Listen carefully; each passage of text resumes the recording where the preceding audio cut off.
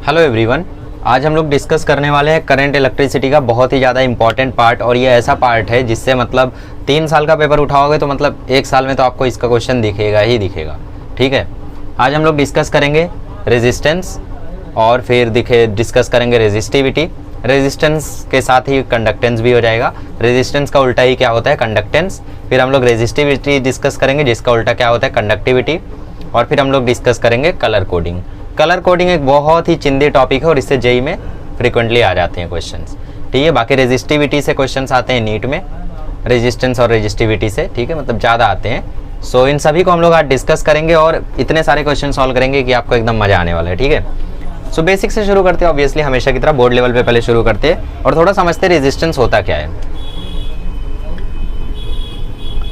वाह, मैं नहीं रुकूंगा, मैं इसी से चलाऊंगा। ठीक है, रेजिस्टेंस इज नथिंग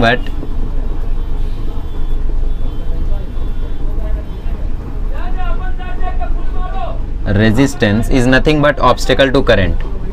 मतलब करंट के रास्ते में जो ऑब्स्टिकल्स आते हैं उन्हीं को हम क्या बोलते हैं, रेजिस्टेंस बोलते हैं, है ना। जैसे अभी करंट फ्लो कर रहा है बट करंट डायरेक्टली मतलब इतना तो फ्लो करेगा नहीं।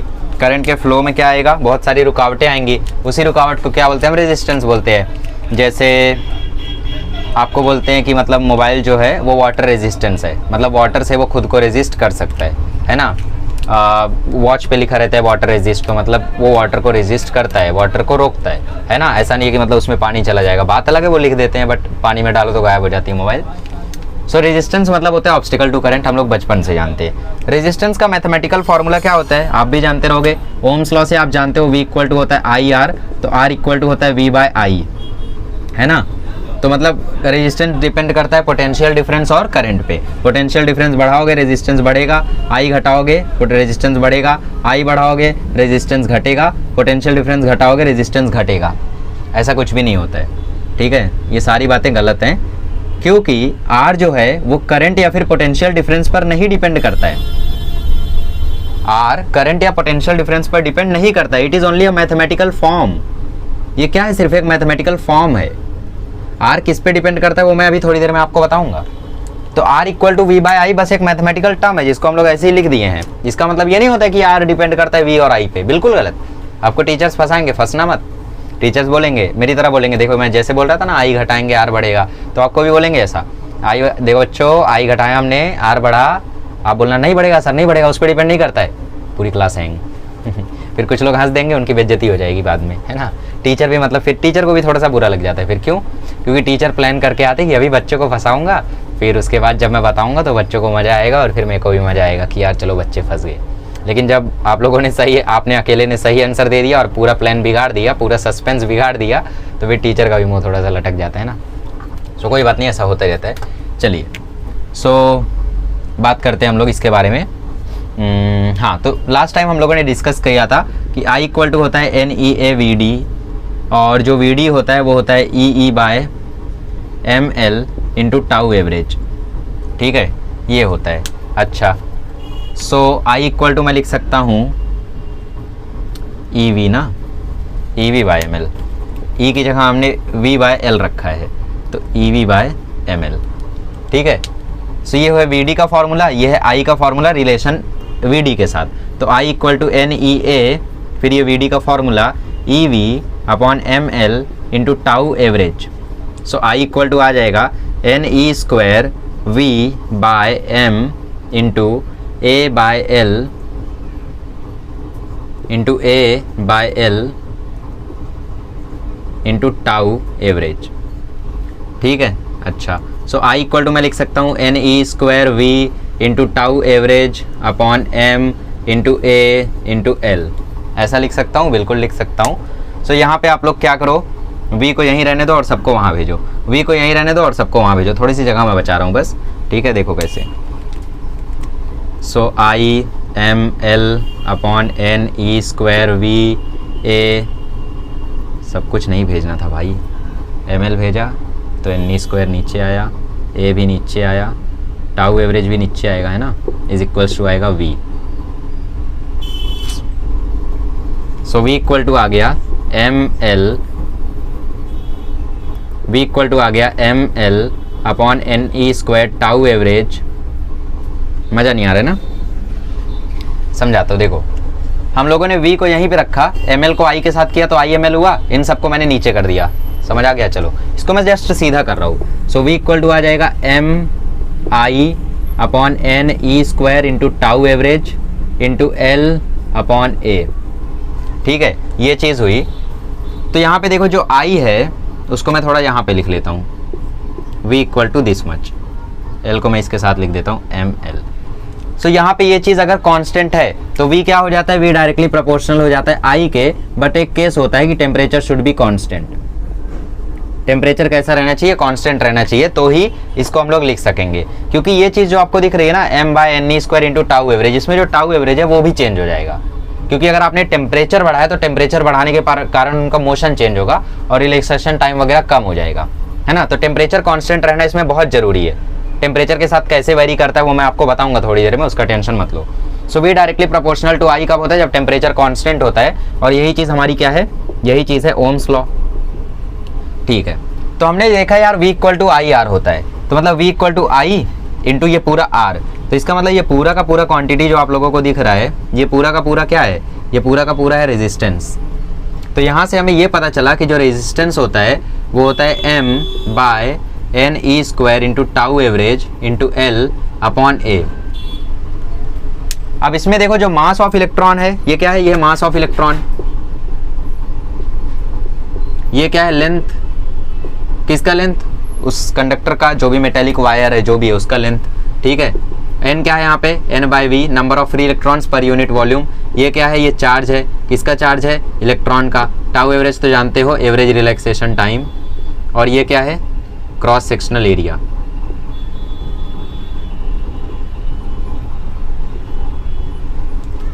अब यहाँ पे अगर आप ध्यान से देखो तो वायर की लेंथ, हर एक वायर की लेंथ अलग अलग होगी, है ना।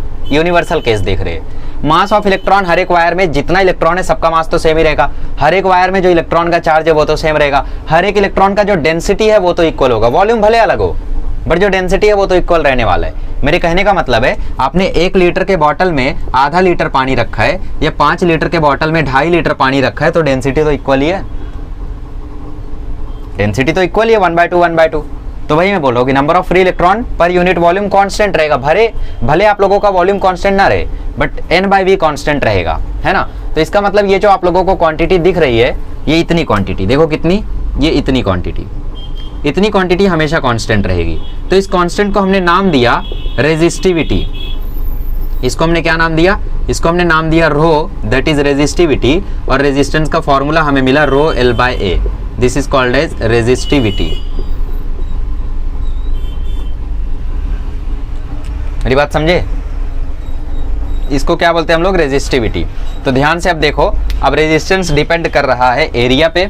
एरिया बढ़ाओगे तो रेजिस्टेंस घटेगा, लेंथ घटाओगे तो रेजिस्टेंस घटेगा। अब सही है, रेजिस्टेंस V और I पे डिपेंड नहीं करता है, रेजिस्टेंस डिपेंड करता है रो L/A पे। रेजिस्टिविटी तो कांस्टेंट है बट L/A अलग अलग है। ठीक है, अब इसी रेजिस्टेंस के रेसिप्रोकल को कंडक्टेंस बोलते हैं, रिप्रेजेंट करते हैं C से।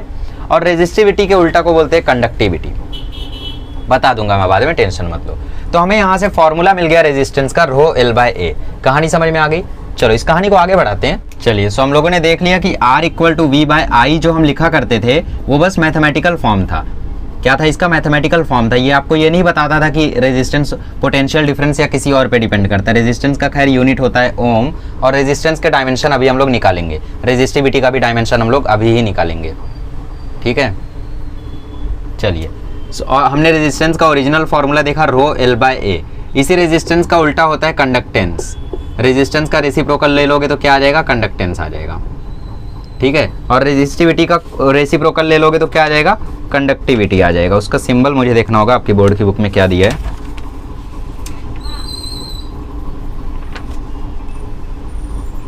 ये सिग्मा ही होता है। ठीक है, ये होता है कंडक्टेंस और सिग्मा होता है 1/ρ। इसको बोलते हैं हम conductivity. Conductivity is the reciprocal of resistivity. Resistivity half है तो कंडक्टिविटी डबल होगी, रेजिस्टिविटी डबल है तो कंडक्टिविटी हाफ होगी, कंडक्टिविटी डबल है तो रेजिस्टिविटी हाफ होगी, है ना। रेसिप्रोकल है दोनों एक दूसरे के। तो ये उतना IMP नहीं है, लिखने के लिए लिख सकते हो। ठीक है, तो हम थोड़ा सा भी डायमेंशन वगैरह में खेलते हैं। देखो हमें पता है V इक्वल टू होता है IR। यूनिट देख रहे हो ना, यूनिट ओम होता है। और जनरल यूनिट देखें तो वोल्ट पर एम्पियर, और वोल्ट पर एम्पियर को ही हम ओम बोलते हैं, ठीक है। V equal to I R होता है तो R equal to V by I होगा, है ना, रेजिस्टेंस का फॉर्मूला। अब I का डायमेंशन तो हम जानते हैं A1, हमें V का डायमेंशन नहीं पता है, तो V का डायमेंशन कैसे आएगा, W is equal to V Q से, V इक्वल टू क्या हो जाएगा, W बाई क्यू। अब V का डायमेंशन हम निकाल रहे हैं तो वर्क डन का डायमेंशन होता है L2m1t-2, Q होता है equal to IT, Q equal to क्या होता है IT, I क्या है एम्पियर 1, टाइम क्या है t1, तो पोटेंशियल डिफरेंस का डायमेंशन होगा L2a-1 m1 t-3, सी आएगा L2a-1 m1 t-3।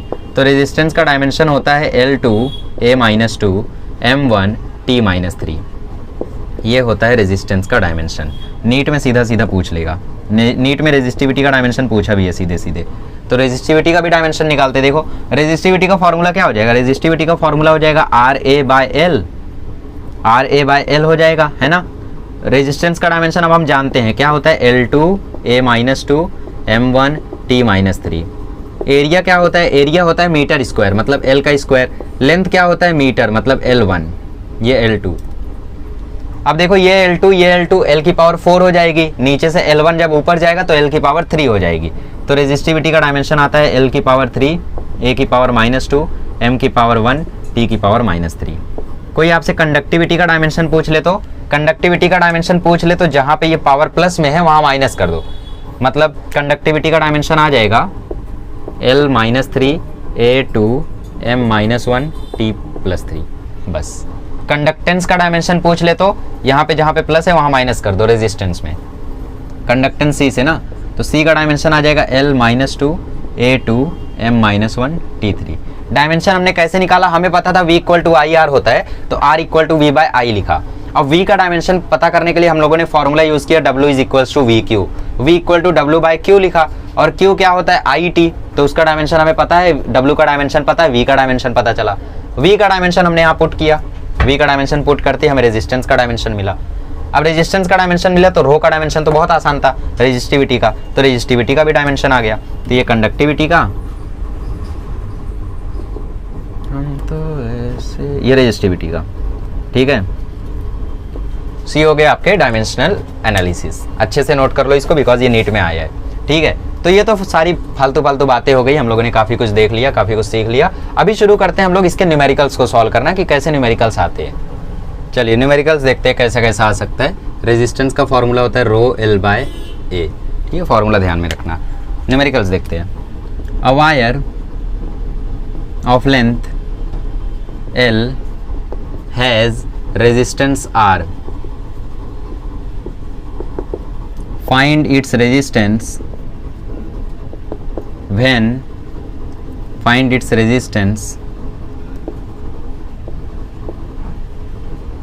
when wire is stretched to 2L, मतलब लेंथ को डबल कर दिया गया तो रेजिस्टेंस क्या होगा। तो सिंपल सी बात है यार, R इक्वल टू होता है रो L बाय A, शुरू में लेंथ L थी तो ये इक्वेशन 1, बाद में लेंथ 2L हो गई तो रो इंटू 2L बाय A, ये इक्वेशन 2। आपको चाहिए क्या, आपको चाहिए R डैश मतलब न्यू वाला रेजिस्टेंस, दोनों को डिवाइड मार लो, तो R बाय R डैश में देखो रो कट गया, A कट गया, सब कुछ कट गया, सो R बाय R डैश में आ गया L बाय 2L, L से L कट गया, सो R डैश की वैल्यू आ गई 2R, मतलब रेजिस्टेंस हो जाएगा डबल, और यहाँ पे आपके लिए हो गई ट्रबल क्योंकि ये गलत है, ठीक है। डबल नहीं होगी, चौपल होगी, ठीक है, 4 टाइम्स बढ़ेगी। ऐसा क्यों होगा बताते हैं, देखिए बताते हैं आपको। देखो रेजिस्टेंस क्या होता है, रेजिस्टेंस होता है रो L बाय A। ये पहला तो आपने सही किया, जब लेंथ L थी तो रेजिस्टेंस ये था। अब अगर आप किसी चीज़ की लेंथ को बढ़ा रहे हो तो उसका वो एरिया भी तो बढ़ेगा, अगर किसी चीज़ की लेंथ बढ़ा रहे हो तो एरिया भी तो बढ़ेगा, तो एरिया कितना बढ़ेगा भाई, यही तो क्वेश्चन है। सो R डैश जो आएगा उसमें रो तो वही रहेगा, L की जगह 2L भी आएगा, बट एरिया चेंज हो जाएगा। एरिया कितना आएगा, देखो कभी भी आप किसी चीज़ को अगर इलोंगेट या कंप्रेस करते हो तो उसका एरिया लेंथ तो बदलता है बट वॉल्यूम सेम रहता है। तो जो वॉल्यूम पुराना था वो न्यू वाले वॉल्यूम के इक्वल होगा। पुराना वॉल्यूम था A इंटू L, है ना, नए वाले वॉल्यूम में एरिया चेंज हुआ है तो उसको मान लेते A डैश, लेंथ भी चेंज हुई है, कितनी हुई है 2L, तो हमें चाहिए क्या, हमें चाहिए A डैश, है ना, एरिया ही तो पुट करना है, हमें नया वाला एरिया पुट करना है ना, यहाँ पे नहीं समझे। देखो जो पुराना वॉल्यूम था वो नए वाले वॉल्यूम के इक्वल होगा, V0 Vn की जगह हम V equal to V dash लिख देते हैं। क्यों इक्वल होगा? क्योंकि किसी भी चीज़ को आप इलोंगेट करते हो तो उसका वॉल्यूम चेंज नहीं होता है। आप एक पाइप लो, पाइप को आप थोड़ा सा चौड़ा कर दो तो भी उसमें उतना ही पानी आएगा जितना छोटे रहने पे आ रहा था। ये मार्कर है, इस मार्कर को अगर मैं खींच के लंबा कर दूं तो भी इसमें इतनी ही इंक आएगी जितनी पहले आती थी, क्योंकि अगर किसी चीज़ को आप चौड़ा करते हो तो साइड से कंप्रेस होता है ना, समझ रहे हो आप लोग। तो वॉल्यूम सेम ही होगा। तो पुराना वॉल्यूम था A इंटू एल, वॉल्यूम क्या होता है? एरिया इंटू लेंथ ना। न्यू वॉल्यूम हो जाएगा A डैश, एरिया चेंज हो गया तो नया एरिया तो हमें पता नहीं है तो A डैश मान लेते हैं, और लेंथ कितना हो गया वो पता है हमें 2L। तो A डैश की वैल्यू यहाँ से क्या आ जाएगी? देखो A डैश की वैल्यू आ जाएगी AL बाय 2L, L से L कैंसल तो A डैश आ जाएगा A बाय 2। मतलब जो नया एरिया आपको मिला वो आया A by 2। So rho into 2L upon A by 2। अब R डैश का वैल्यू देखो 2 ऊपर चला गया तो आ जाएगा 4 रो L अपॉन A।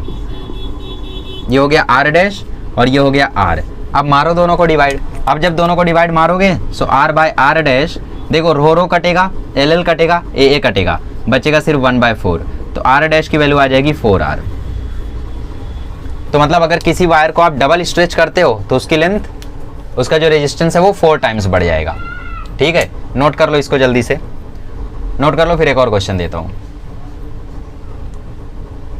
कर लिया? चलो क्वेश्चन लिखो, आप लोग लिखो, मैं तो भाई इसी में करूंगा।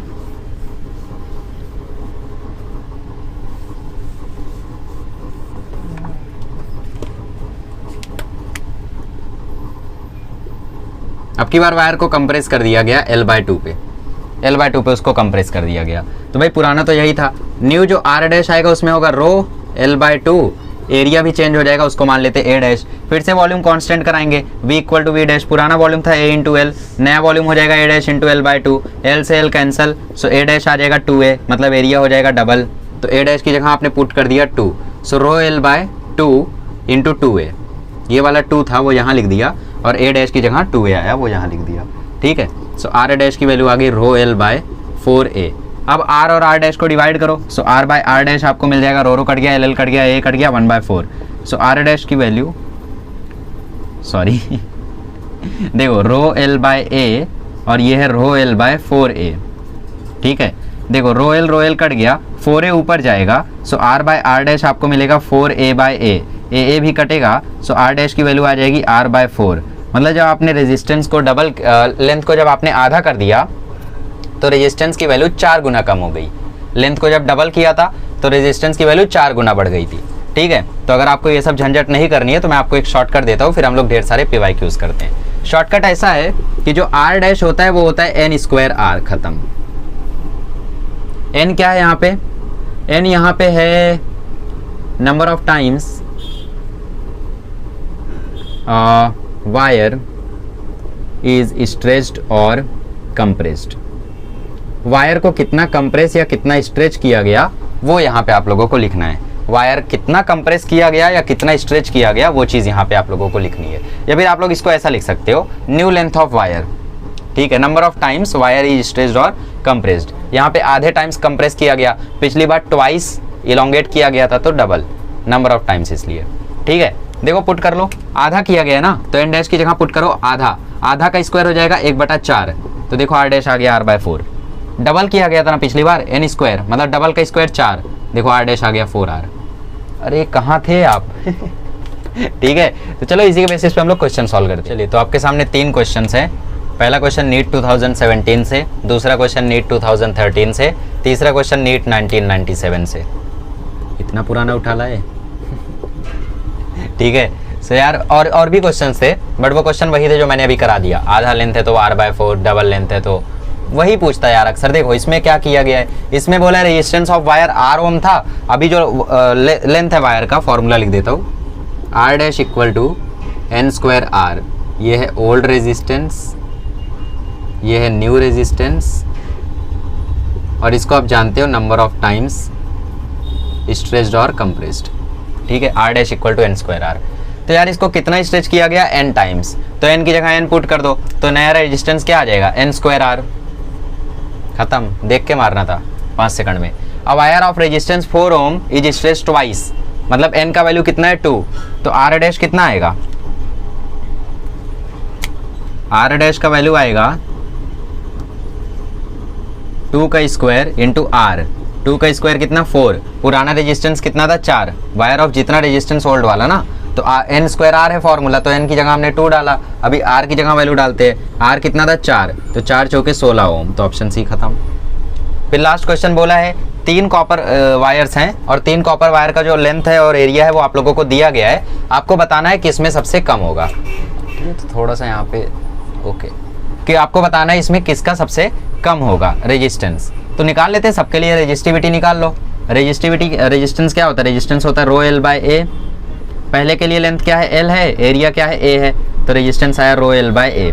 दूसरे के लिए लेंथ क्या है 2L और एरिया क्या है ए बाय 2, तो 2 ऊपर चला जाएगा तो ये आ जाएगा 4 रो एल बाय ए।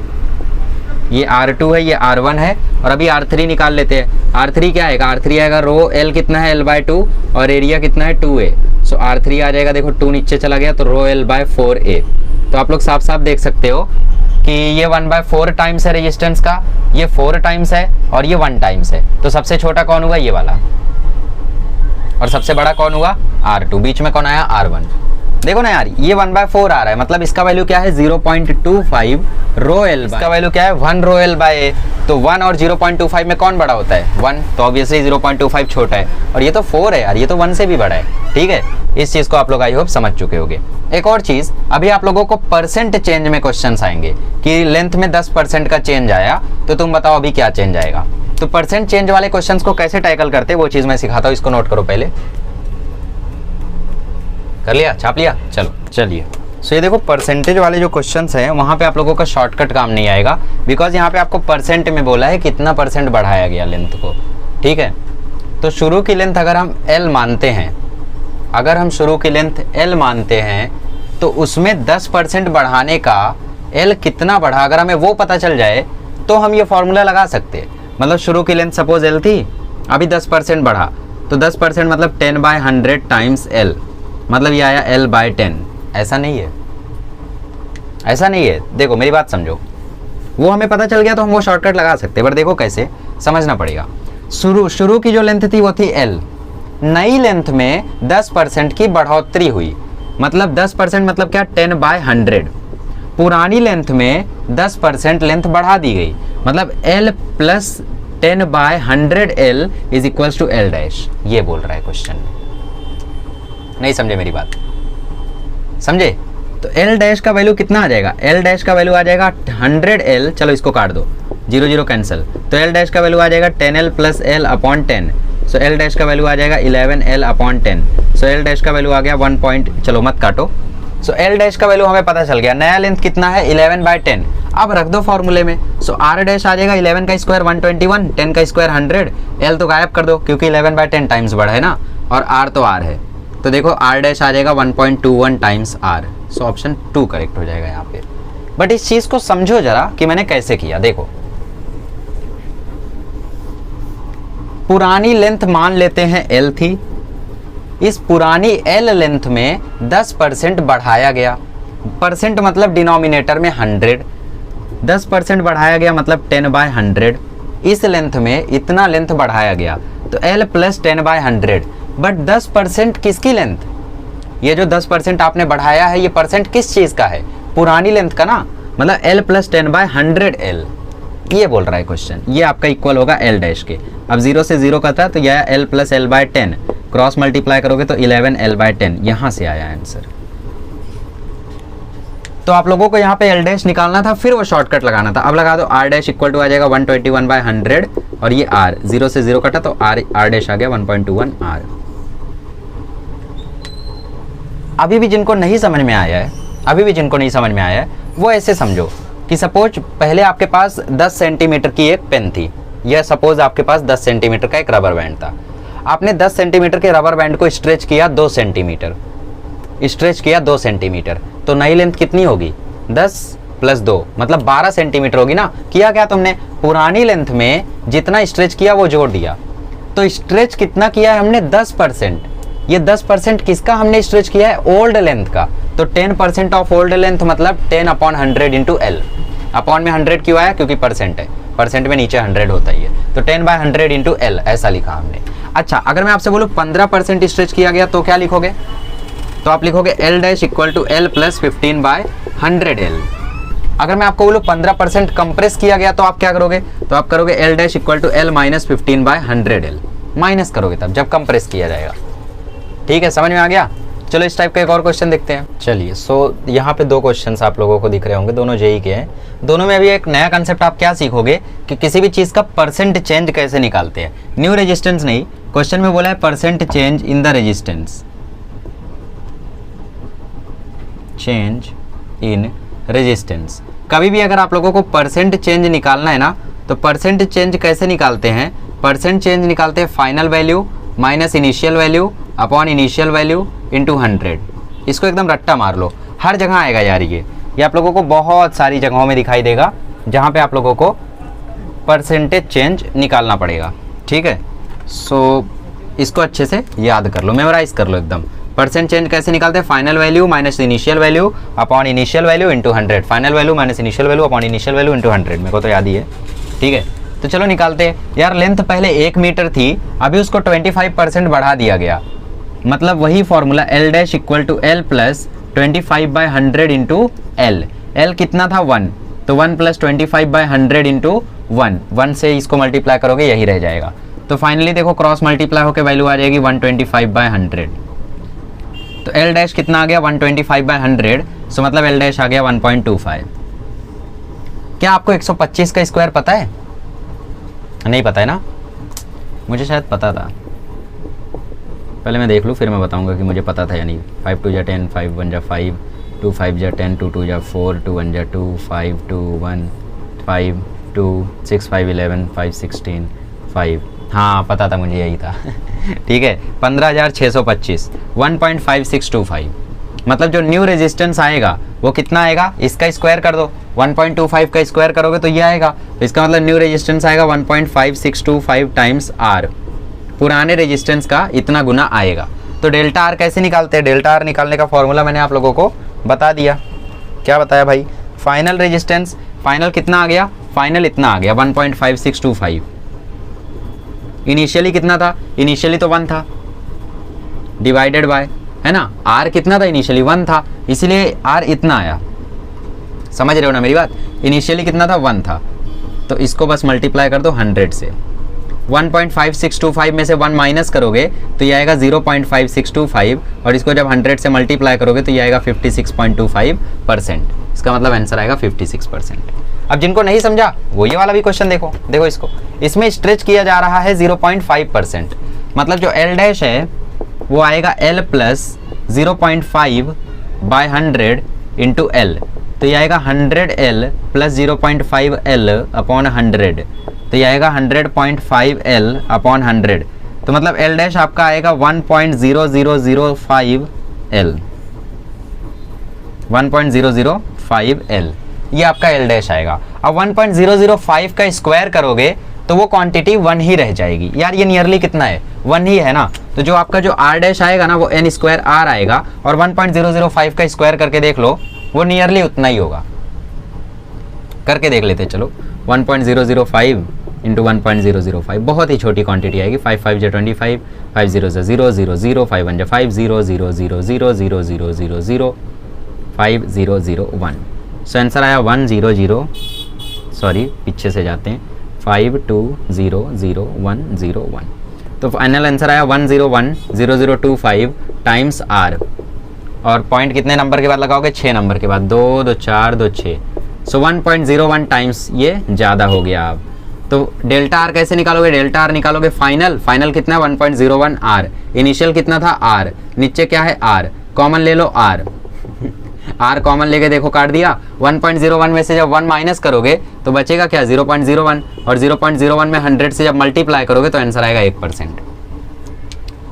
मेरी बात समझो, फाइनल वैल्यू क्या आई 1.01 इंटू आर, ये मैंने अप्रोक्सीमेशन किया, 25 को गायब कर दिया, तो फाइनल वैल्यू आई 1.01 आर। इनिशियली कितना था आर, तो final minus initial upon initial into 100, R common लेके मैंने उड़ा दिया, तो 1.01 में से जब मैंने 1 माइनस किया तो कितना बचेगा 0.01, और 0.01 में जब मैं 100 से मल्टीप्लाई करूंगा तो आ जाएगा 1, तो मतलब 1% का चेंज आएगा।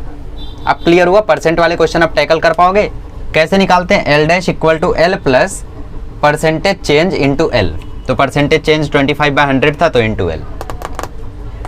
प्रैक्टिस करो, आ जाएगा। ठीक है, अब लास्ट टाइप के क्वेश्चंस देख लेते हैं, इसी टाइप के जो लास्ट PYQs हैं उनको देख लेते हैं। चलिए, सो ये आपके पास दो थर्ड टाइप के क्वेश्चन है। पहले टाइप के जो क्वेश्चन थे उसमें हमने देखा r dash equal to n square, r लगा दो सीधा, वो लेवल 1 है, नीट के लिए, CET के लिए, रेयरली JEE के लिए। दूसरा टाइप हमने देखा परसेंटेज, जो कि नीट JEE दोनों के लिए है ना। परसेंटेज में क्या करने का, एल डैश आपको खुद से निकालना पड़ेगा कि कितने टाइम्स बढ़ा है। अगर लेंथ 20% बढ़ाई गई है तो एल डैश आएगा l + 20/100l, मतलब एल डैश आएगा 12/10, मतलब 1.2 टाइम्स l। तो यहाँ पे उसकी वैल्यू डालोगे तो 1.44 r आ जाएगा, है ना। तो हमने देखा इस शॉर्टकट से दो टाइप के क्वेश्चन हो सकते हैं। ये थर्ड टाइप के क्वेश्चन में आप लोगों को सॉल्व करना पड़ेगा, तो जरा ट्राई करो और आंसर बताओ। ठीक है, चलिए ट्राई करिए। देखो पहला जो क्वेश्चन है ना वो JEE का है, तगड़ा है। क्यों तगड़ा है? क्योंकि इसमें बोला है लेंथ l थी और रेडियस r था। अभी रेडियस को उसने आधा कर दिया, r/2 कर दिया, लेंथ के बारे में कुछ बोला ही नहीं।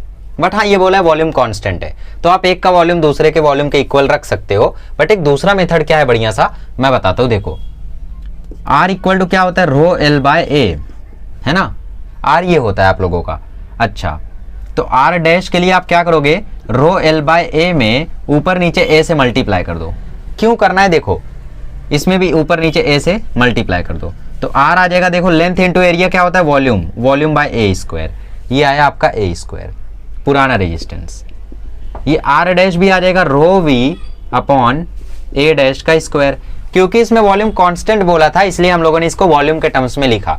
इसको दे दो नंबर 2। खूबसूरती देखो क्वेश्चन की, r/r स्क्वायर करो, r/r स्क्वायर करोगे तो रो भी कट जाएगा, ये वाला ऊपर चला जाएगा, तो a डैश का स्क्वायर ऊपर और नीचे a स्क्वायर नया। अब जरा ध्यान से देखो कैसे सॉल्व करेंगे। सी हो जाएगा, देखो r/r डैश, पुराना नया एरिया कितना होगा, पाई इंटू r/2 का स्क्वायर, बट इस एरिया का भी स्क्वायर है। देखो ध्यान से, a डैश का भी स्क्वायर है तो इसका भी स्क्वायर हमें करना पड़ेगा। और पुराना एरिया क्या था, पाई r स्क्वायर, मतलब इसका भी स्क्वायर। तो ये आ जाएगा, देखो पाई r स्क्वायर बाय 4 का स्क्वायर और नीचे आ जाएगा पाई r स्क्वायर का स्क्वायर। ठीक है, सो पाई r स्क्वायर का स्क्वायर इससे कैंसिल हो गया और 1/4 का स्क्वायर क्या हो जाएगा, 1/16।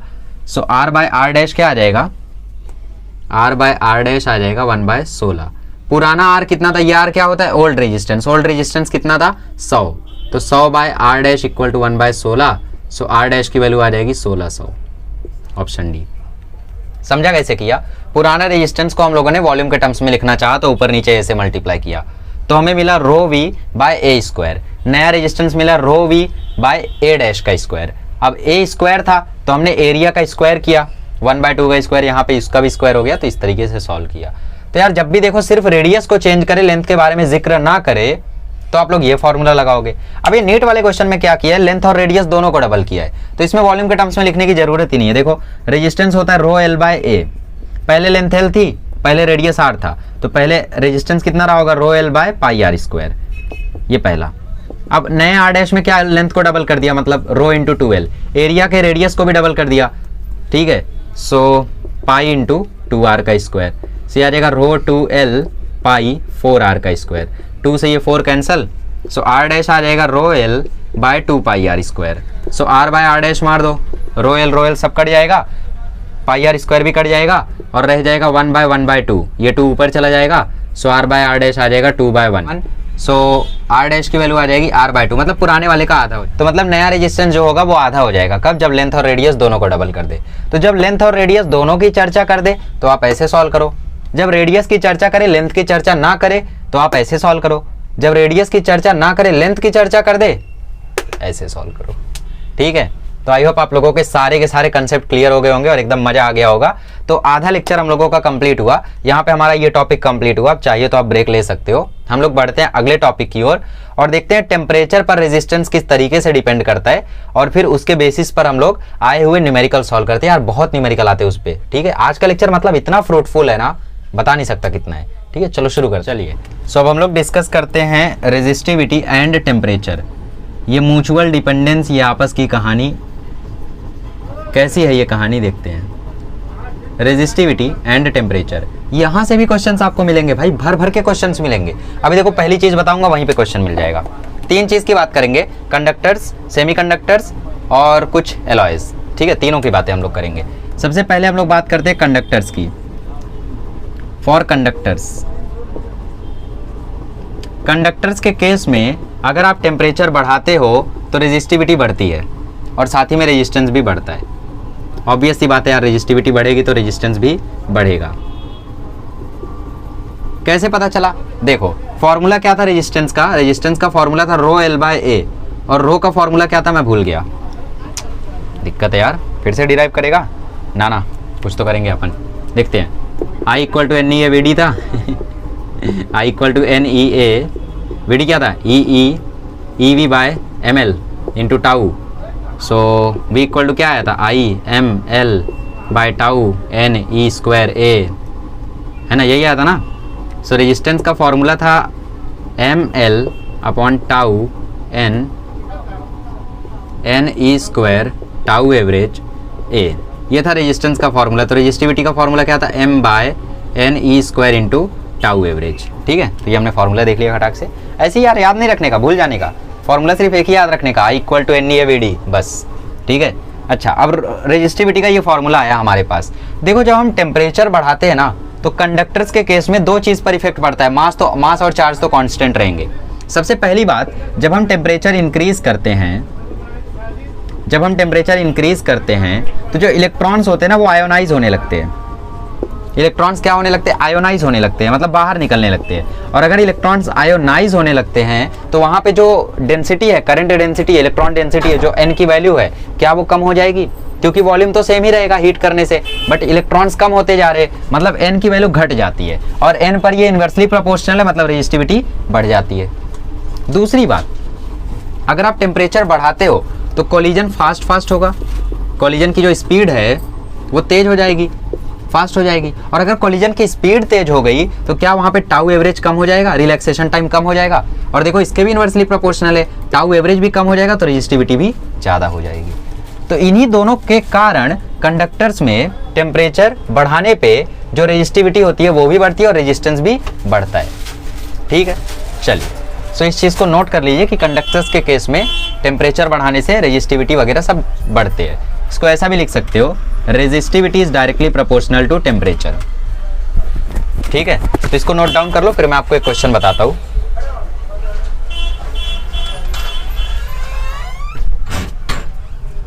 देखिए कॉपर के केस में अगर हम बात करें तो मैंने आपको बताया ना, रो जो है वो डायरेक्टली प्रोपोर्शनल है टेम्परेचर के, मतलब आप टेम्परेचर बढ़ाओगे तो रो भी बढ़ेगा। तो शुरू में ही कॉपर की कुछ ना कुछ रेजिस्टिविटी हुई होगी, बट जैसे जैसे आपने टेम्परेचर बढ़ाया इसकी रेजिस्टिविटी बढ़ती गई, तो इसकी रेजिस्टिविटी ऐसे बढ़ती है। ये हो गया कॉपर का रेजिस्टिविटी वर्सेस टेम्परेचर का ग्राफ। किसका ग्राफ? रेजिस्टिविटी वर्सेस टेम्परेचर का ग्राफ। और ये सीधा सीधा पूछा गया था नीट 2020 में, सीधा बोला for copper which of the following graph is correct, for resistivity versus temperature of copper which of the graph is correct. तो ग्राफ्स ऐसे थे, एक कांस्टेंट था, एक ग्राफ ऐसा था, एक ग्राफ ऐसा था और एक ग्राफ नीचे से था। तो नीचे वाला भी करेक्ट माना जा सकता है, बट जनरली हम लोग यही मानते हैं कि यार शुरू में ही कुछ ना कुछ तो रेजिस्टिविटी होती है उसकी, तो ये वाला ग्राफ करेक्ट था। ठीक है, तो कंडक्टर्स के केस में डायरेक्टली प्रोपोर्शनल होता है। सीधा सीधा क्वेश्चन पूछा गया था नीट 2020 में। ठीक है, तो सावधान रहें, सतर्क रहें। चलिए आगे बढ़ते हैं और अब डिस्कस करते हैं सेमीकंडक्टर्स पर क्या इफेक्ट पड़ता है टेम्परेचर बढ़ाने का। ठीक है, चलिए अब बात करते हैं फॉर सेमीकंडक्टर्स। तो यार देखो सेमीकंडक्टर्स के केस में अगर आप टेम्परेचर बढ़ाते हो तो रेजिस्टिविटी एंड रेजिस्टेंस दोनों के दोनों घटते हैं। ऐसा क्यों होता है? क्योंकि ये देखो ये सेमीकंडक्टर है, कंडक्टर नहीं है, सेमीकंडक्टर है। तो इसके केस में जो टाउ एवरेज वाला कंसेप्ट था ना कि रिलैक्सेशन टाइम घट जाएगा तो रेजिस्टिविटी बढ़ जाएगी, रेजिस्टिविटी और रेजिस्टेंस दोनों बढ़ जाएंगे, ये लगभग नेग्लिजिबल हो जाता है। क्यों? क्योंकि जो एन वाला केस है ना वो बहुत तेजी से बढ़ता है, एन जो है वो बहुत तेजी से बढ़ जाता है, तो मतलब ये काफी ज्यादा सिग्निफिकेंट हो जाता है। सेमीकंडक्टर्स के केस में जो एन वाला केस है वो बहुत ही ज्यादा सिग्निफिकेंट हो जाता है कि टाउ एवरेज के इफेक्ट को काट देता है। मतलब यार जैसे एक बंदा है जो तुम्हें आगे ले जाना चाहता है, एक बंदा है जो तुम्हें पीछे खींचना चाहता है। ऑब्वियस सी बात है जो आगे ले जाना चाहता है वो ज्यादा फोर्स अप्लाई कर रहा होगा और जो पीछे खींचना चाहता है वो कम फोर्स अप्लाई कर रहा होगा। तो अब तुम्हारी मर्जी है, तुम पीछे ही जाओगे, बात अलग है, ठीक है। तो सपोज तुम्हें कोई खींच रहा है, ऐसा ले लेते, एक मोटा आदमी एक पतला आदमी, तो मोटा आदमी तुम्हें इतना जोर से खींच लेगा कि पतले आदमी का इफेक्ट नेग्लिजिबल हो जाएगा। तो वही सीन है यहाँ पे कि जो टाउ एवरेज वाला जो कंसेप्ट है वो यहाँ पे नेग्लिजिबल हो जाता है, क्योंकि एन वाला केस जो है वो बहुत ही ज्यादा सिग्निफिकेंट होता है। तो इसीलिए एन के तेजी से बढ़ने से ये रेजिस्टिविटी और ये घट जाते हैं। तो सेमीकंडक्टर्स के केस में जो ग्राफ बनता है वो कुछ ऐसे बनता है, किसका, रेजिस्टिविटी वर्सेस टेम्परेचर का। क्या ये भी कभी आया था? बिल्कुल नहीं, बट हो सकता है नीट 2022 में आ जाए, ठीक है। तो सेमीकंडक्टर्स में आप लोग ऐसे मारोगे आंसर। क्वेश्चन में लिखा रहेगा for a semiconductor which of the graph is correct. इसमें सिर्फ नंबर ऑफ इलेक्ट्रॉन ही नहीं होते, इसमें होल्स भी होते हैं, ठीक है। वो क्या होते हैं वो आप लोगों को सेमीकंडक्टर चैप्टर में पढ़ाया जाएगा। फिलहाल इतना समझ लो कि सेमीकंडक्टर के केस में रेजिस्टेंस रेजिस्टिविटी घटती है, ठीक है। अच्छा, अब बात करते हैं कुछ एलॉयज की, जैसे नाइक्रोम वगैरह हो गए, इनके केस में क्या होता है। चलिए अब बात करते हैं कुछ एलॉयज की। फॉर एलॉयज लाइक नाइक्रोम ले लो यहाँ पे, ठीक है। नाइक्रोम का नाम सुना होगा आपने एलॉयज में। अब इसके केस में क्या होता है कि एन बढ़ता है, रेजिस्टिविटी घटती है, टाउ एवरेज घटता है, रेजिस्टिविटी बढ़ती है, और साथ ही में रेजिस्टेंस भी लेते ही चलो, ठीक है। रेजिस्टिविटी रेजिस्टेंस का ग्राफ सेम ही रहता है, लगभग हाँ सेम ही रहता है। अच्छा, तो यार देखो एन बढ़ रहा है तो रेजिस्टिविटी रेजिस्टेंस दोनों घट रहे हैं, टाउ एवरेज घट रहा है तो रेजिस्टिविटी रेजिस्टेंस दोनों बढ़ रहे हैं। तो इसके कारण ये कांस्टेंट रह जाता है, क्योंकि यहाँ पे दोनों ही अपना अपना फोर्स अप्लाई करते हैं। जैसे मेरे जैसे दो लोग मेरे जैसे किसी इंसान को खींचे तो इफेक्ट जीरो ही रह जाएगा, कांस्टेंट ही रह जाएगा। तो इसका अगर आप ग्राफ देखोगे तो इसका ग्राफ कुछ यहीं से बना देता हूँ, कांस्टेंट ही रहता है, बट थोड़ा सा बढ़ता है बट कांस्टेंट ही रहता है। सो रेजिस्टिविटी वर्सेस टेम्परेचर का ग्राफ कुछ ऐसा होता है। कब? For alloys, resistivity versus temperature. ऐसा क्यों? क्योंकि दोनों ही अपना अपना इफेक्ट लगाते हैं, एक बढ़ाना चाहता है एक घटाना चाहता है, तो लास्टली कुछ नहीं हो पाता है, कांस्टेंट ही रह जाता है, जैसा था वैसा ही रह जाता है, ठीक है। तीनों केस समझ में आ गए। ये थर्ड केस था। पहला केस क्या है? कंडक्टर्स का। कंडक्टर्स में रेजिस्टिविटी रेजिस्टेंस बढ़ेगा, सेमीकंडक्टर्स है तो रेजिस्टिविटी रेजिस्टेंस घटेगा, नाइक्रोम एलॉयज हैं तो रेजिस्टिविटी रेजिस्टेंस कांस्टेंट रहेगा। समझ में आ गया? यहाँ पे क्या होता है? कांस्टेंट रहता है। कौन कांस्टेंट रहता है? रेजिस्टेंस एंड रेजिस्टिविटी, ठीक है। क्लियर हो गया? चलो, सो ये तो टॉपिक था आप लोगों का थोड़ा सा। अब मैथमेटिकल टॉपिक की बात करते हैं कि यार इतना टेम्परेचर बढ़ाने पे कितना चेंज आ जाएगा, इतना टेम्परेचर बढ़ाने पे कितना रेजिस्टेंस हो जाएगा, इतना रेजिस्टेंस कौन से टेम्परेचर पे होगा, ये भी होता है। पता है तुम्हें? नहीं पता है ना? चलो मैं बताता हूँ, देखो। चलिए डिस्कस करते हैं कोएफिशिएंट ऑफ थर्मल रेजिस्टेंस। अभी तक आप लोगों ने जैसे थर्मल प्रॉपर्टीज ऑफ मैटर में एक्सपेंशन के कोएफिशिएंट्स पढ़े थे ना, लीनियर एक्सपांशन, एरियल एक्सपांशन, जिसको सुपरफिशियल भी बोलते थे, वॉल्यूम एक्सपांशन, वैसे ही कोएफिशिएंट होता है थर्मल रेजिस्टेंस का। रेजिस्टेंस में भी एक्सपांशन होता है। फॉर्मूला क्या होता था? L equal to L alpha delta T, L naught equal to L alpha delta T, है ना। इसमें क्या फॉर्मूला होगा? R F equal to R naught 1 plus alpha delta T,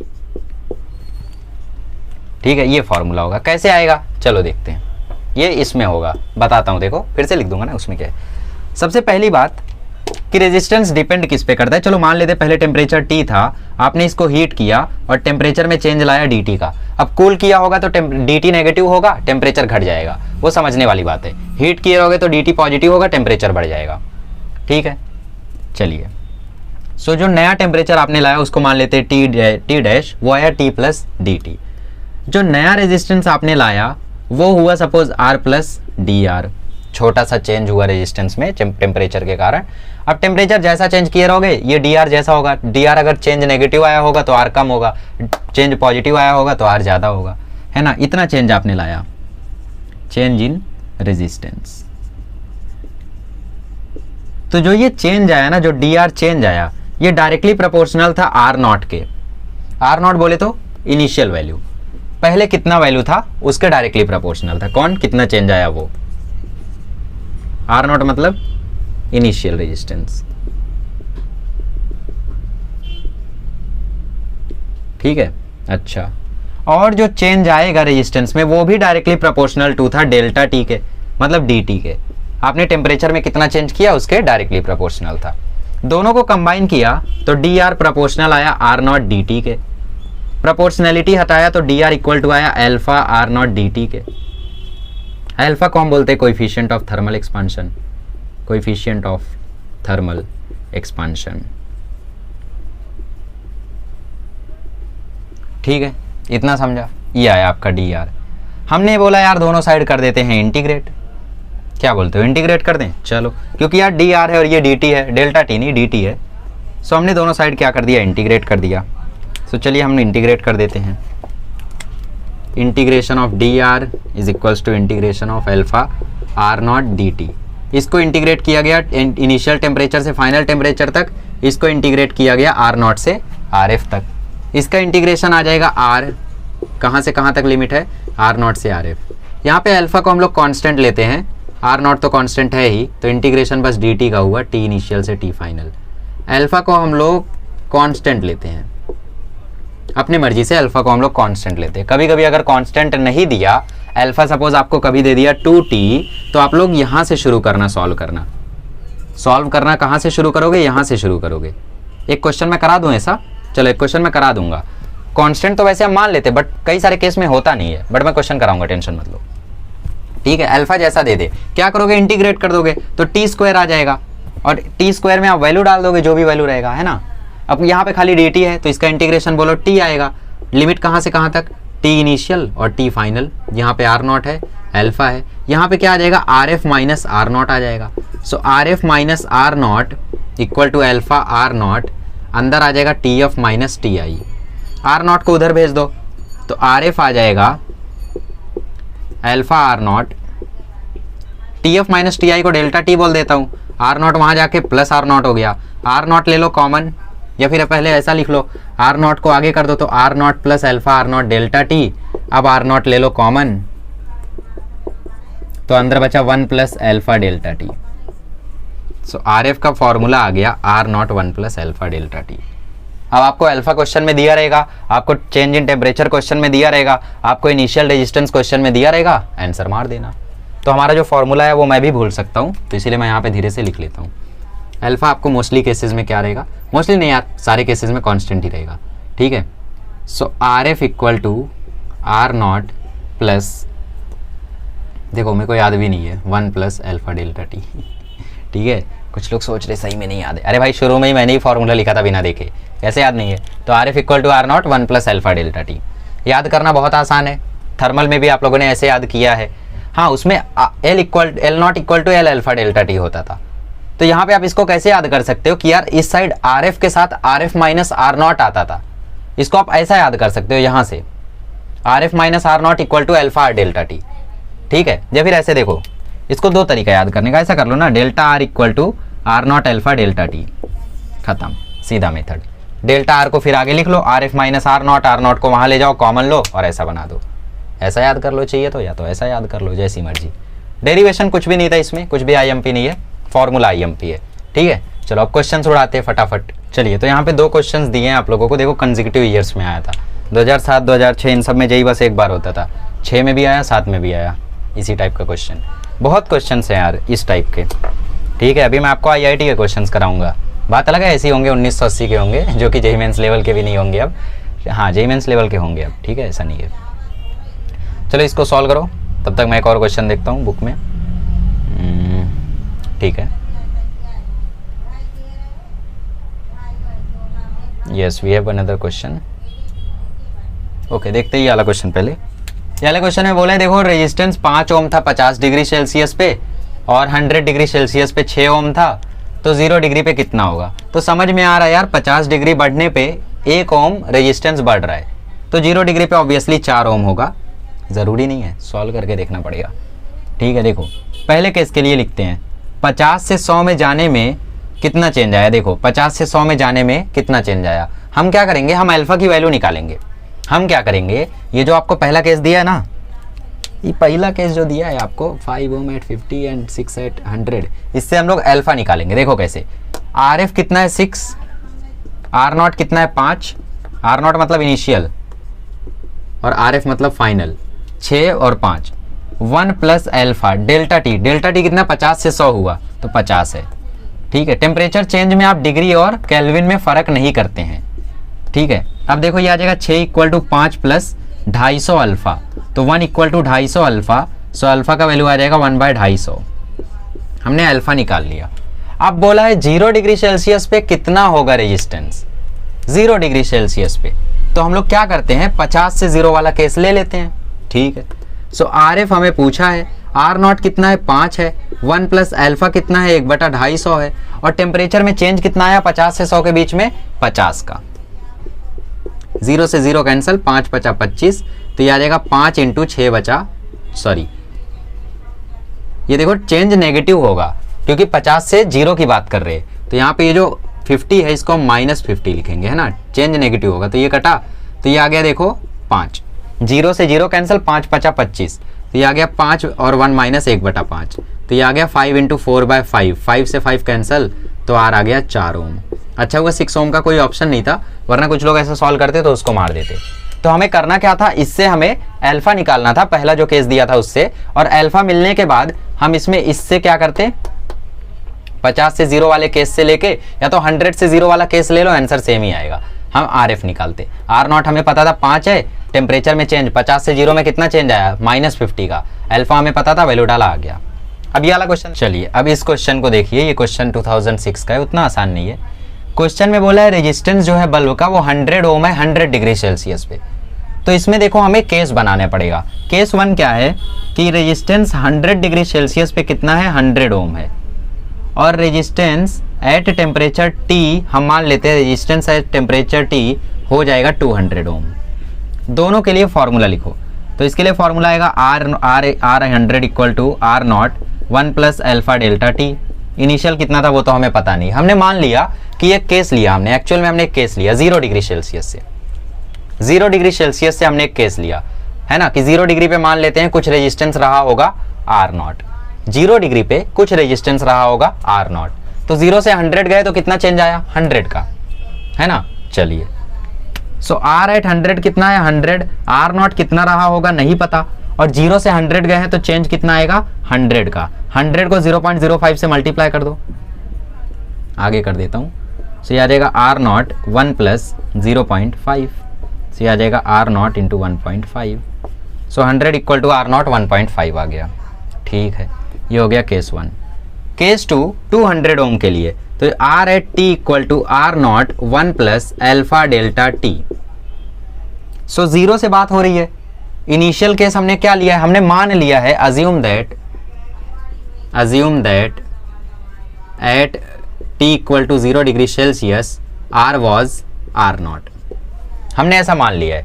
तो 0 से 100 में टेम्परेचर का चेंज आया 100 का, 0 से टेम्परेचर T तक चेंज कितना आएगा T का, है ना, तो डेल्टा T कितना हो जाएगा T हो जाएगा। यार 0 से लेके 100 तक गए तो टेम्परेचर का चेंज आया 100, 0 से 200 जाओ गए चेंज आएगा 200, 0 से टेम्परेचर T तक गए तो चेंज आएगा T का।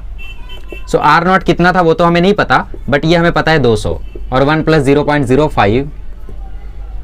0.005 इंटू T, डिवाइड मार दो दोनों को, ये हो गया इक्वेशन 2।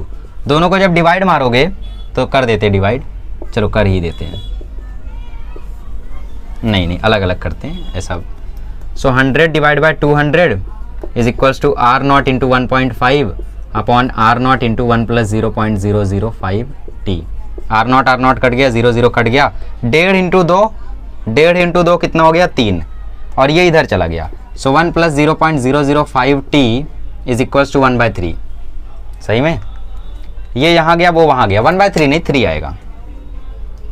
ये देखो ये यहाँ गया तो ये 3 हो गया, और ये यहाँ गया तो 1 प्लस 0.005 इक्वल टू इतना आया, तो 0.005 T इक्वल टू आ जाएगा 2, तो T इक्वल टू क्या आएगा देखो ध्यान से,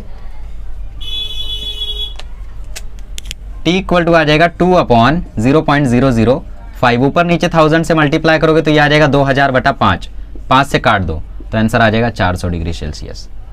तो मतलब टेम्परेचर कितना रहेगा तब 400 डिग्री सेल्सियस। तो हमें 2 अप्रोच समझ में आई। सबसे पहला अगर ऐसा 2 केस दिया हो तो 2 केस से आप अल्फा निकालो, फिर तीसरे केस में अल्फा की वैल्यू डाल के आंसर फाइंड करो। दूसरा, जब आपको ऐसा दिया हो तो आप एक केस अज्यूम कर लो कि शुरू में मान लेते टेम्परेचर 0 डिग्री था और उस समय रेजिस्टेंस R0 था, उसको लेके सॉल्व करो ऐसा डिवाइड करके। ठीक है, तो दोनों मेथड आई होप आप लोगों को समझ में आया होगा, और प्रैक्टिस करते चलो। चलिए तो इस क्वेश्चन को देखते हैं हम लोग। क्वेश्चन समझो अच्छे से, ये क्वेश्चन आपको JEE 2018 का है। क्वेश्चन वाला heating element has a resistance of 100 ohm at room temperature.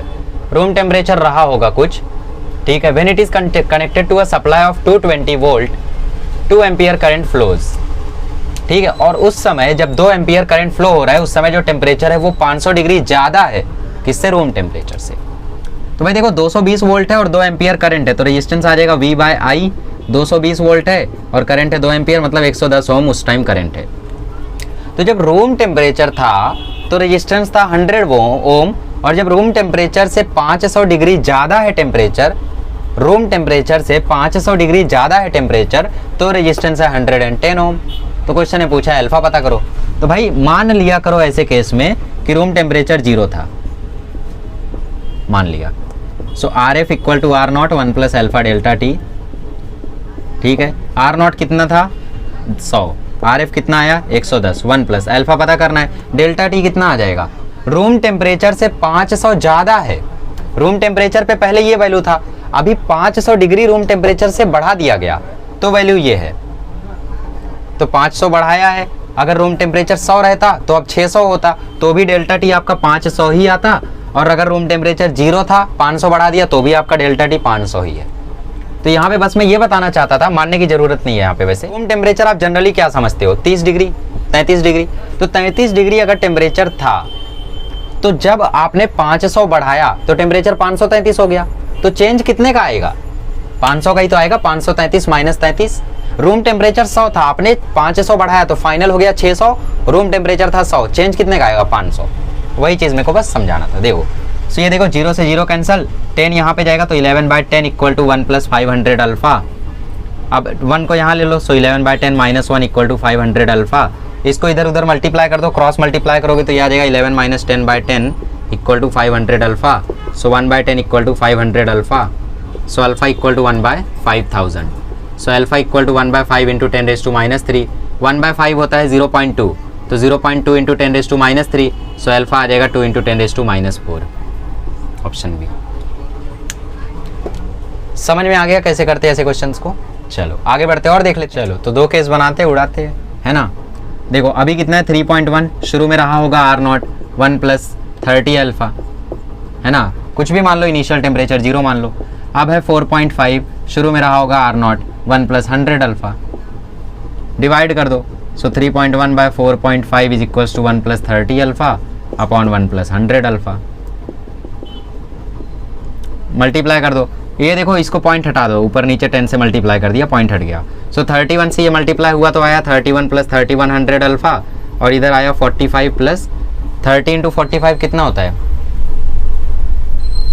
13.5 मतलब 1350 अल्फा, 1350 अल्फा।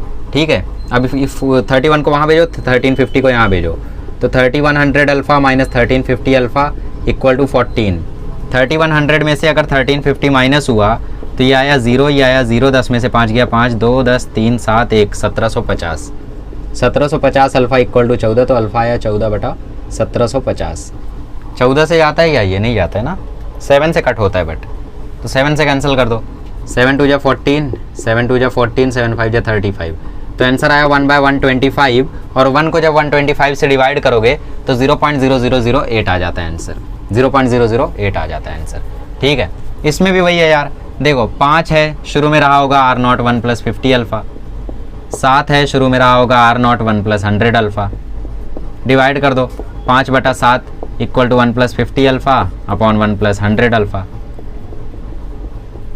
तो ये आ जाएगा 5 plus 500 alpha is equals to 7 plus 350 alpha.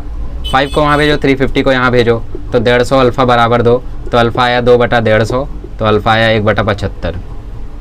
अब 1 बटा 75 कितना होता है 0.00 समथिंग होता होगा। ठीक है, तो इसको डिवाइड कर दोगे तो 0.0013 आएगा, तो ऑप्शन ए आपका यहाँ पे करेक्ट हो जाएगा। ठीक है, चलो आगे बढ़ते हैं। देखो कलर कोडिंग का कंसेप्ट क्या है पहले वो समझते हैं। कलर कोडिंग को इंट्रोड्यूस क्यों किया गया, क्योंकि जो रजिस्टर्स यूज़ किए जाते थे वो यूज़ किए जाते थे या तो नाइक्रोम के या तो कार्बन के, है ना। बट नाइक्रोम के रजिस्टर्स में दिक्कत क्या थी कि वो काफ़ी ज़्यादा रेजिस्टिव थे, और ऊपर से उनकी रेजिस्टेंस की प्रैक्टिकल वैल्यू हम लोग फाइंड नहीं कर सकते थे। ठीक है, तो इसीलिए हम लोग नाइक्रोम्स को यूज़ नहीं किया करते थे। बट जो कार्बन रजिस्टर्स थे ये बहुत ही ज़्यादा स्मॉल थे, वेरी वेरी स्मॉल, बहुत ही ज़्यादा स्मॉल थे, और इसके कारण हम रेजिस्टेंस की वैल्यू इस पर ना तो देख सकते थे और ना ही लिख सकते थे, है ना। तो इसलिए हम क्या करते थे, कोडिंग किया करते थे। कैसे कोडिंग करते थे, सपोज ये आपका रजिस्टर है, ये आपका रजिस्टर है, इस पे हम 4 बैंड्स बनाते थे। पहला बैंड यहाँ जिस पे रहता था पहला डिजिट, और डिजिट हम कैसे पहचानते हैं, कलर से। जो कलर का ये बैंड रहेगा उससे हमें पहचान लेंगे डिजिट। ठीक, इतना बड़ा नहीं होता है, बहुत छोटा होता है वो।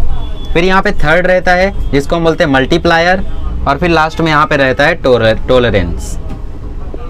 ठीक है, टॉलरेंस।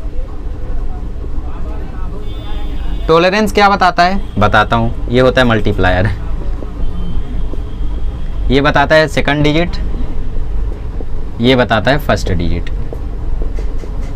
मतलब जैसे यार आपका कोई नंबर है जो कि है 1200, ठीक है, 1200 आपकी वैल्यू है, या तो आपकी वैल्यू है 1273, तो इसको मैं ऐसा लिख सकता हूँ 12.73 इंटू 10⁻²। तो फर्स्ट डिजिट में आएगा 1, सेकंड डिजिट में आएगा 2, बाकी 0.73 की ज़्यादा कोई वैल्यू है नहीं तो उसको हटा दो, बचा क्या 10⁻², तो वो होता है मल्टीप्लायर।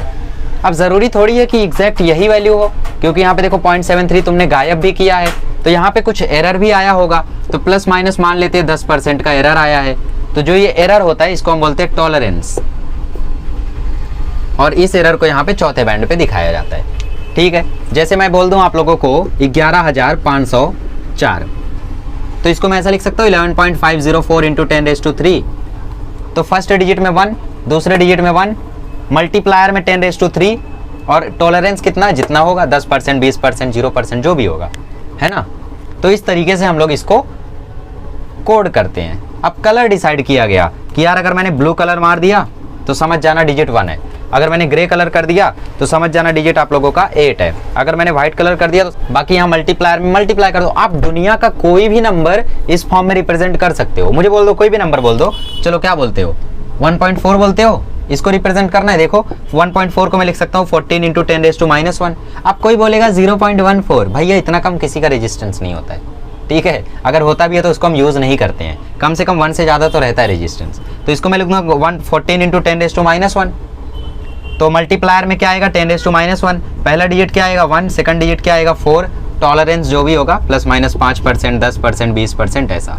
तो वो कोडिंग क्या होती है उसको हम लोग अब टेबल बनाते हैं और समझते हैं। ठीक है, चलिए सो टेबल बनाते हैं। सबसे पहले समझ में आ गया ना, ये आप लोगों का एक रजिस्टर होगा, इसमें 4 बैंड्स होंगे, 3 बैंड्स यहाँ first digit, second digit, third digit, और यहाँ पे tolerance.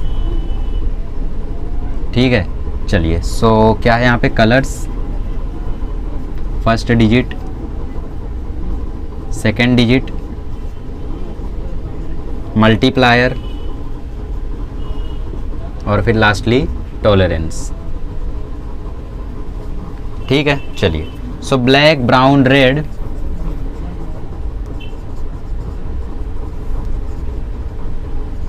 Orange, yellow, green, blue, अरे यही है ना, येलो ग्रीन ब्लू, हाँ, वॉयलेट, ग्रे, थोड़ा ऊपर लिखता हूँ जगह कम पड़ जाएगी, ठीक है, और ब्लैक से लिखता हूँ, black, brown, red, orange, yellow, green, blue, violet, violet है ना, यस, ग्रे, वाइट, और फिर lastly gold, silver, no colour, gold, silver और कलरलेस। यहाँ तक मेन केस है। इसके बाद कुछ इंपॉर्टेंट चीज़ है, देखो, गोल्ड, सिल्वर, नो कलर। ठीक है, अब जरा ध्यान से समझो मेरी बात को, कुछ मत समझो यार। देखो फर्स्ट डिजिट शुरू करो 0 से 9 तक, 0 1 2 3 4 5 6 7 8 9, 7 8 9। सेकंड डिजिट भी शुरू करो 0 से, 0 1 2 3 4 5 6 7 8 9। मल्टीप्लायर 10⁻0, यस, बाकी चलते जाओ, 10⁻1, 10⁻2, 10⁻3, 10⁻4, 10⁻5, 10⁻6, 10⁻7, 10⁻8, 10⁻9, फिर यहाँ पे 10⁻⁻1, 10⁻⁻2, यहाँ पे डैश। टॉलरेंस कितना होता है? ब्राउन के लिए टॉलरेंस होता है 1%, इसके लिए टॉलरेंस होता है 2%, बट इसको नेग्लेक्ट कर सकते हो क्योंकि एनसीईआरटी में ये चीज़ नहीं दी है। और ये है ±5%, ये याद रखना, ±10%, ±20%। भाई गोल्ड है तो गोल्ड में एरर थोड़ी ना होगा ज़्यादा, सिर्फ 5% का एरर होगा। सिल्वर है, सिल्वर भी गोल्ड से कम थोड़ी ना है, थोड़ा सा कम है तो बस 10% का एरर होगा। कलर ही नहीं है तो एरर ही एरर होगा, तो 20% मतलब नो कलर। ठीक है, अच्छा कैसे याद किया मैंने, मुझे कैसे याद है ये चीज़? तुम्हें याद भी है क्या? ठीक है, तो देख लेते हैं कैसे याद है। ट्रिक दिया है आपकी टेक्स्ट बुक में। ट्रिक ऐसी है, B B Roy of Great Britain,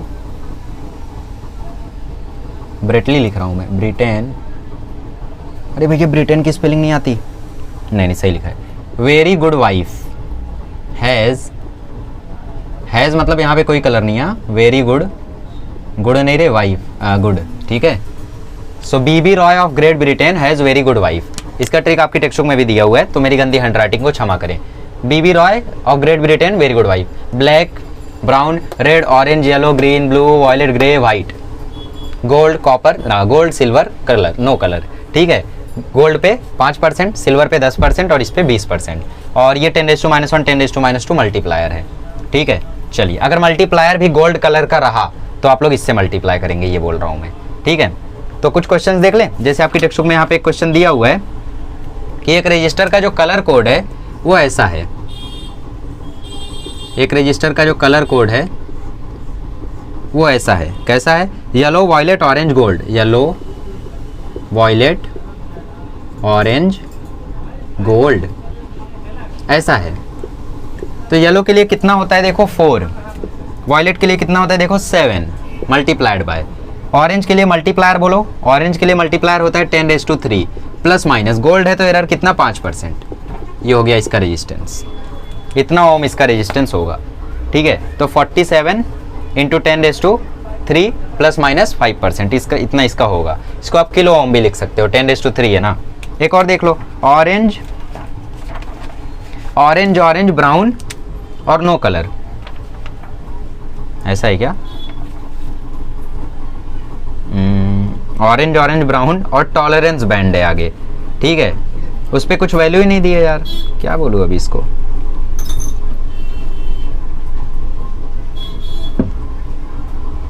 जाने दो, कुछ इनकम्प्लीट होगा, छोड़ो। ठीक है, तो कभी भी कलर देख के पहचान पाओगे। चलो कुछ भी बाइक यूज कर लेते हैं। ठीक है, चलिए ये क्वेश्चन देखिए। अब ये JEE 2019 का है, ये भी जो JEE 2019 का है। 2021 में भी 2 क्वेश्चन आए थे, बट सेम टाइप के क्वेश्चन करा के मतलब नहीं है ना। तो एक डिफरेंट टाइप का क्वेश्चन भी है, उसको मैं इसके बाद कराऊंगा।